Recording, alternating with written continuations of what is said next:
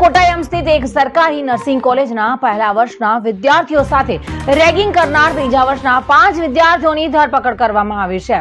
Junior વિદ્યાર્થીઓએ પોલીસને જણાવ્યું હતું કે 3 મહિનાથી તેમની સાથે રેગિંગ કરવામાં આવી રહી હતી, જેનાથી પરેશાન થઈને હવે ફરિયાદ દાખલ કરવામાં આવી છે.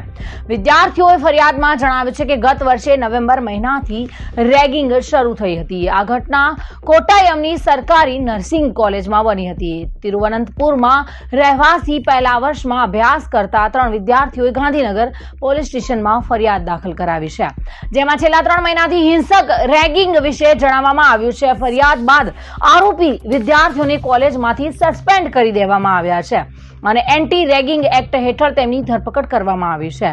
સમગ્ર બાબતે પોલીસે જણાવ્યું છે કે પહેલા વર્ષના વિદ્યાર્થીઓને નગ્ન ઊભા રહેવા માટે મજબૂર કરવામાં આવ્યા અને તેમના પ્રાઇવેટ પાર્ટ પર ડમ્બેલ્સ લટકાડવામાં આવ્યા હતા. એટલું જ નહીં, આરોપી વિદ્યાર્થીઓએ ભૂમિતિ બોક્સમાંથી અણીદાર વસ્તુઓ વડે હુમલો પણ કર્યો હતો અને તેમની ક્રૂરતા એટલે જ ન અટકતા તેમના શરીર પર થયેલી ઈજા પર લોશન લગાવવામાં આવ્યું અને જેના કારણે દુખાવો વધે. જ્યારે પીડિત દર્દીઓ બૂમો પાડી રહ્યા હતા ત્યારે તેમના મોઢામાં જબરજસ્તી લોશન ઠૂંસી દીધું હતું અને આ સિવાય આરોપી વિદ્યાર્થીઓએ તેનો વિડીયો બનાવ્યો અને પીડિતોને ધમકી આપી કે જો તેમને રેગિંગની ફરિયાદ કરવાની હિંમત કરી તો ભવિષ્ય જોખમમાં મુકાઈ જશે.